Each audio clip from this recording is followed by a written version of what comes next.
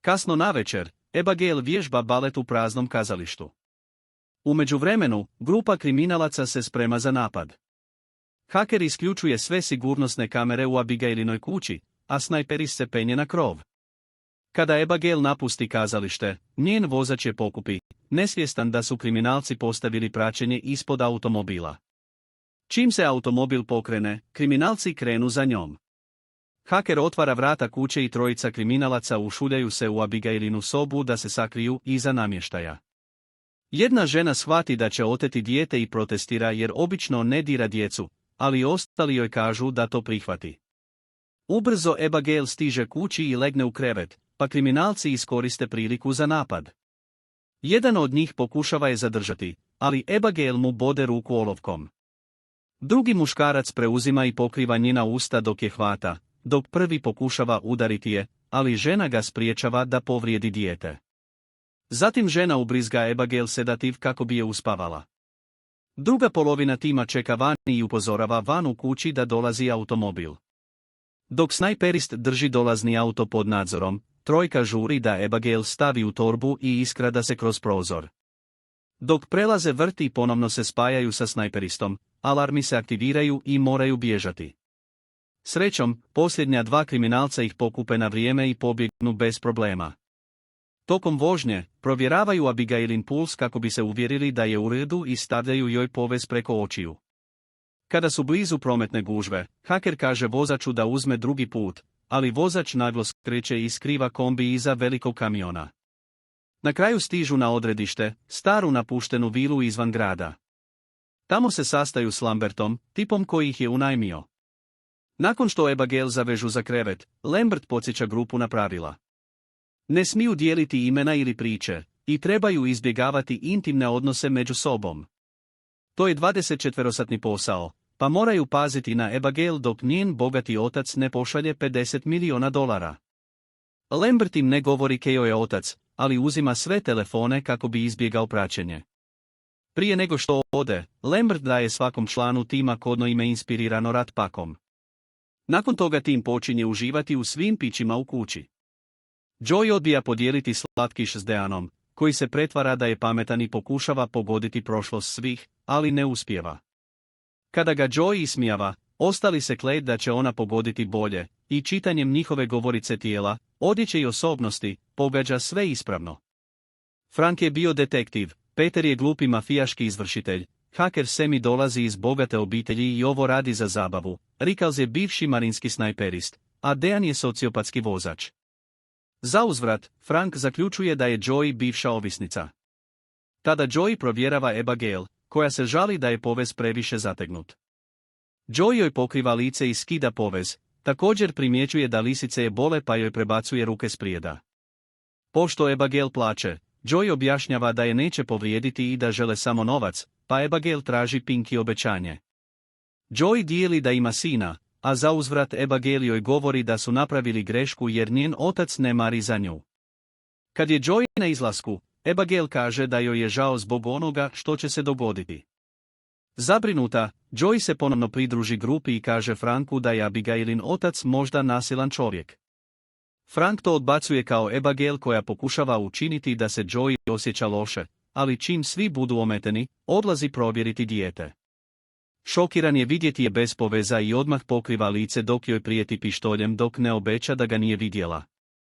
Tada je Frank pritisne dok ne kaže da je njen otac Kristof Lazar. Prestravljen, Frank trči natrag u grupu i najavljuje da odlazi.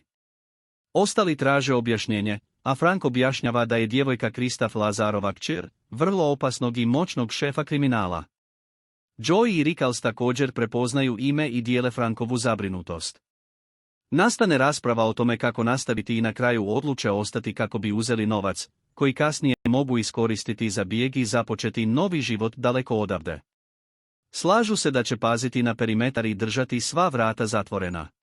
Kasnije Joey gleda po kući, prateći buku koja dolazi iz otvorenog prozora. Dok ga potpuno otvara da zaustavi buku, vidi staru statu oca i njegovog djeteta. Tada naleti na Ricklesa, koji pokušava flertovati s njom i ne uspijeva. Također joj kaže da ne vjeruje drugima i dogovaraju se da će paziti jedno na drugo. U međuvremenu Semi nalazi sobu s televizorom i iznenada je prestrašena prisutnošću iza sebe, ali to je samo Dean koji se igra. Ima drskosti pokušati flertovati sa Semi, koja ga ljutito izbaci. Zatim Dean nalazi spavajućeg Petera i crta mu muški organ na licu. Nastavlja lutati kućom i ulazi u tamni hodnik pun starih slika, uključujući onu s djevojkom koja izgleda jako poput Abigail. Zatim ide u podrumsku kuhinju, gdje se vrata sama otvaraju. Zbunjen, ulazi u sobu i prestraši se od štakora. Dok pokušava otići, iznenada ga nevidljiva prisutnost uhvati za noge i povuče natrag. Semi čuje njegov vrisak i ide u podrum, gdje pronalazi Deana kako sjedi za stolom. Kada mu priđe, njegova glava pada i Semi vrišti prije nego što povrati. Ubrzo ostali također dolaze u podrum i svi se slažu da Semi nema snage to učiniti. Način na koji je to učinjeno podsjeća ih na priče o Lazarovom plaćeniku zvanom Valdez. Prije nekoliko godina, 3 vrhunska člana Lazarove bande uhvatila je FBI. Noć prije suđenja, bili su skriveni na najvišem katu hotela pod nadzorom agenata. Sljedećeg jutra, FBI je pronašao njihova tijela bez glava i organa. Nije bilo načina da se uđe ili izađe iz sobe osim kroz vrata na 23. katu. Sada zabrinuti, odlučuju provjeriti djevojčicu i nalaze je kako spava u sobi. Rikal se još uvijek boji Valdeza i želi otići, ali kad otvori prednja vrata, šokiran je otkriti još jedna rešetkasta vrata. Peter pokušava otvoriti vrata, ali ne uspijeva, što aktivira sigurnosni sustav koji zatvara sve prozore, čime je grupa sada zarobljena unutra. Joey zaključuje da je ovo zamka i Rikal strči po svoje oružje, ali ga ne nalazi. Joey žuri do Abigail i pita je li vidjela nekog osim nje i Franka, ali Abigail tvrdi da nije.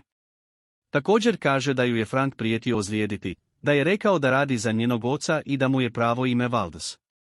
Nakon toga Joey se sastaje s Riklesom i dijele svoja saznanja, zaključujući da to nema smisla. Slažu se da će pokušati pronaći izlaz, ali dok Joey pokušava napustiti sobu, čuje zvuk. Rikal stoji čudno, pa ga provjerava i užasnuta otkriva da je teško ozlijeđen. Njegovo mrtvo tijelo pada u njezine ruke i ona ga spušta prije nego što požuri dolje. Bijesna Joey uperi pištolju Franka, optužujući ga da je Valdez i da je ubio Riklesa. Frank izvlači svoj pištolj i kaže da Joey dopušta Abigail da je manipulira. Traži od Petera da učini nešto s Abigail, pa Peter ide u sobu da je ubije. Prije nego što uspije pucati, Joey dolazi i brzo ga razoružava. Semi i Frank također dolaze i započinje rasprava. U međuvremenu Abigail lako uklanja lisice i ustaje, koristeći baletni potez da pokaže svoje pravo lice, ona je zapravo vampir. Abigail skače na Petera i spremna je ugristi ga, ali Frank je puca. Na opće iznenađenje, Abigail samo sjeda dok se rana sama zacjeljuje. Joey je također puca, ali je jasno da meci ne rade ništa, pa bježe i zaključavaju vrata. Grupa raspravlja što učiniti i shvaćaju da je Abigail bila Valdez cijelo vrijeme. Sva vrata opremljena su magnetskim bravama i prozorima debelim 2 inča, pa se ne mogu probiti i Semi nema opremu da ih hakira. Svi su napeti, a kad Peter zatraži da uspore, Frank ga zgrabi za vrat, prijeteći mu da šuti. Na kraju, Frank i Joey uzimaju štapove za bilijar da naprave kolce dok Semi traži češnjak u kuhinji. Joey ne pomaže jer misli da bi ubijanje Abigail samo razljutilo njenog oca. Kad su spremni, trojac juri u Abigailinu sobu, ali je prazna. Odjednom čuju glazbu i idu u drugu sobu, gdje pronalaze Abigail kako pleše s Deanovim tijelom. U početku se pretvara da je slatka djevojčica, ali kad Semi napadne, Abigail skoči na nju i ponjuši češnjak, koji ne djeluje. Frank je odgurnut kad pokuša pomoći, ali Peter uspijeva podići Abigail. Međutim, Abigail ga lako baca na pod i uzima križ s njegovog ogrlice, udarajući ga u prsa da ga natjera da krvari, potvrđujući da ni križevi na nju ne djeluju. Sljedeći pokušava Frank, no Abigail ga brzo razoruža i ubode u nogu. Odustajući, trojac se vraća dolje, gdje Joey pomaže s ranama. Podsjeća ih da je injekcija djelovala kad su oteli Abigail i da još imaju jednu rezervnu. Slažu se da će se podijeliti i tko prvi pronađe djevojčicu, mora obavijestiti Joey preko slušalica da je može iznenaditi injekcijom. Grupa počinje pretraživati kuću, a Semi ulazi u prljavi hodnik, gdje je preplaši gomila šišmiša. To je uzrokuje da padne u bazen i vrišti kad shvati da je pun trulih tijela. Još gore, mora puzati preko njih da izađe. U međuvremenu, Abigail iznenađuje Petera, koji bježi u strahu i zaključava vrata za sobom. Međutim, Abigail razbija vrata i nastavlja ga progoniti baletnim pokretima. Peter trči koliko god može, kad iznenada Frank otvara vrata i udara ga, uzrokujući da padne preko ograde. Tada Abigail kreće za Frankom, gurajući ga niz stepenice prije nego što sjedne na njega. Joey koristi priliku da je pokuša injekcijom, ali Abigail udara njenu ruku i šalje špricu kroz zaključana vrata. Semi zgrabi Abigail i povuče je unatrag, pa djevojčica odgovara ugrizom za ruku. Zatim, Abigail hvata Franka za nogu i počinje letjeti, samo da bi Peter iznenada skočio na nju i natjerao je da ispusti Franka. Peter drži Abigail dok Joey uspijeva pronaći špricu i brzo joj ubrizga sedativ. Djevojčica izgovara ozbiljne prijetnje i naziva Joey užasnim stvarima prije nego što zaspi. Semi je u panici i pita se hoće li se pretvoriti zbog ugriza. Nekoliko trenutaka kasnije, Abigail se budi zaključana u liftu. Joey joj kaže da će je pustiti ako otkrije kako izaći. Umjesto toga, Abigail priznaje da je sve isplanirala i da Lambert radi za nju. Također zna njihova prava imena i priče. Semi je započela svoju karijeru uzimanjem novca iz bankovnog računa svojih bogatih roditelja i na kraju se okrenula velikim ribama. Peter je služio kao mišić za kriminalnu obitelj i krao od svojih. Frank se infiltrirao u kriminalnu obitelj dok je radio kao detektiv i počeo uživati u ilegalnom životu. Joey je bivša vojna medicinska sestra koja je otpuštena zbog ovisnosti o lijekovima i ostavila svog sina s lošim ocem kako bi postala podzemna doktorica za neke vrlo sumnjive ljude. Jednog dana slučajno je ubila člana bande dok je pokušavala izvaditi metak. Ispostavilo se da su svi ovdje na neki način povrijedili Lazara ili njegovu bandu, i Joey kaže da Abigail ubija očeve neprijatelje samo da bi je volio. Abigail ih nije ubila čim su stigli jer voli igrati se sa svojom hranom. Kaže da će, ako je puste, pustiti dvoje od njih da žive. Frank predlaže da je ubiju, pa ljutita Abigail mijenja ponudu na spašavanje samo jednog tko je pusti. Peter brzo izvlači pištolj i Joey i Frank mu objašnjavaju da Abigail laže. Unatoč tome, Peter pokušava osloboditi Abigail, pa ga Joey puca. Zatim grupa odlazi, osim Franka, koji se dobrovoljno prijavljuje da čuva stražu. Nakon što su svi otišli, Frank kaže da će je pustiti ako mu kaže kako izaći iz kuće. Abigail objašnjava da mora povući knjigu Agathe Christie u knjižnici kako bi otvorio tajna vrata. Frank joj zahvaljuje, ali je odbija osloboditi, pa Abigail lako razbija vrata, gura ga i pleše prema njemu. U tom trenutku Joey dolazi i razbija drvene daske na prozoru, dopuštajući sunčevoj svjetlosti da uđe. Svjetlo odmah spaljuje Abigailinu ruku i ona bježi da se sakrije u sjeni kako bi je ponovno narasla dok Joey i Frank bježe. Cijela grupa dolazi do knjižnice i ostaju pod svjetlom koje ulazi kroz visoki prozor koji je Joey ranije otvorila. Ništa se ne događa Semi, pa je olakšana misleći da se neće pretvoriti. Frank povlači knjigu koju je Abigail spomenula, ali ništa se ne događa jer je i ona lagala. Dok baca tentram, Joey pokušava probiti zid, ali ne uspijeva. Ostala je bez slatkiša pa postaje vrlo anksiozna. Joey objašnjava Semi da je ostavila sina da se očisti i plan je bio koristiti novac od ovog posla da se vrati njemu i počne iznova kao reset. Čuvši ovu riječ daje Semi ideju, ako mogu pronaći izvor napajanja, može kratko spojiti brave. Tim se dijeli na dva dijela i pretražuje kuću. Odjednom Abigail pušta glazbu i preuzima kontrolu nad Semi zahvaljujući ugrizu. Brzo se transformira u vampira i napada Petera, ugrizajući mu vrat. Abigail razgovara s njim kroz Semi dok ga ona nastavlja hraniti i ubija ga. Tada Abigail uživa tjerajući Semi da pleše kao ona. Na kraju Joey i Frank dolaze, pa Semi drži lice skriveno. Međutim, drugi su sumnjičavi, pa Semi pokazuje svoju transformaciju i dvojac odmah bježi. Semi ih progoni i stižu do knjižnice, gdje Abigail koristi Samin glas da objasni da mrzi tu sobu jer je tu njen otac preobratio. Joey uzima pladanj i reflektira sunčevu svjetlost na njega, uzrokujući da samino tijelo eksplodira. U tom trenutku se otvaraju tajna vrata i iako Joey i Frank misle da je to zamka, odluče proći kroz njih. Nakon što prođu hodnik, pronađu kontrolnu sobu Ville i Lamberta, koji je također vampir. Lambert hvata Joey za vrat dok sve objašnjava. Abigail ga je pretvorila prije 2 godine kad je otkrila da je pomogao Franku da se infiltrira u bandu. Također je prijetila njegovoj obitelji i sada sve što radi je dovodi sve očeve neprijatelje ovamo da se ona može igrati. Već je obavijestio Lazara o situaciji i on je na putu prema vili. Lambert želi ubiti i Abigail i njenog oca, pa nudi da pretvori Franka u vampira ako obeća da će mu pomoći. Frank pristaje, pa Lambert nokotira Joey i ugrize Franka. Zatim Lambert natjera Franka da pije njegovu krv i Joey se budi da gleda kako se Frank bolno transformira u vampira.